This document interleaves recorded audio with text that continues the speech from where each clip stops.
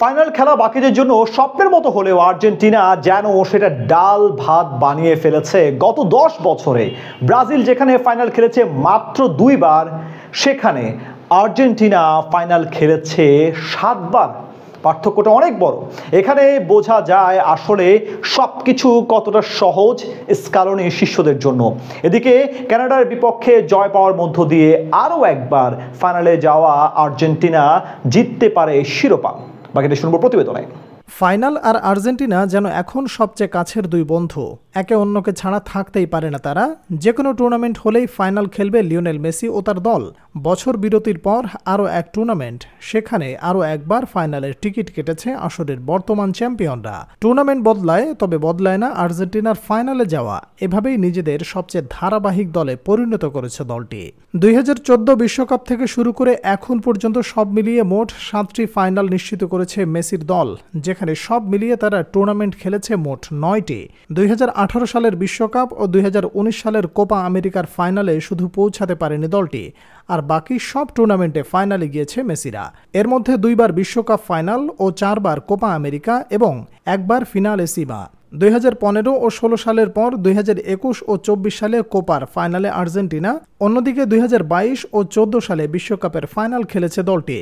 2022 সালে ফিনালে সীমা খেলে ইতালির বিপক্ষে। সব মিলিয়ে 3টি শিরোপাও ঘরে তুলেছে আলবিসেলিস্তারা। এখন তাদের চোখ চতুর্থ শিরোপার দিকে, তাও কিনা মাত্র 3 বছরের ব্যবধানে। এটাই আসলে বলে দেয় সম্প্রতি কতটা সাফল্য ধরা দিয়েছে তাদের জন্য। ফিফা র্যাঙ্কিংয়ে 1 নম্বরে থাকা দলের এরকম সাফল্য প্রত্যাশিতই। ধারাবাহিকতার সাথে সবার উপরে থাকা আর্জেন্টিনা এবার যে আরও একটা শিরোপার জন্য সর্বোচ্চ চেষ্টা করবে সেটা বলাই যায়। বিশেষ করে এটা শেষ টুর্নামেন্ট ডিমারিয়ার জন্য। ফাইনালের পর অবসরে যাবেন তিনি। অন্যদিকে মেসির জন্য হতে পারে এটা শেষ টুর্নামেন্ট। যদি তেমনই হয় তবে আগামী 15 তারিখ শেষ কোনো ফাইনালের দেশের জার্সি গায়ে দেখা যাবে তাদেরকে। যেখানে আর্জেন্টিনার প্রতিপক্ষ হবে দ্বিতীয় সেমিতে মাঠে নামা কলম্বিয়া কিংবা উরুগুয়ের মাঝে যে কোনো এক দল। 2 দলের বিপক্ষে মুখোমুখি লড়াইয়ে বেশ এগিয়ে আছে আর্জেন্টিনা।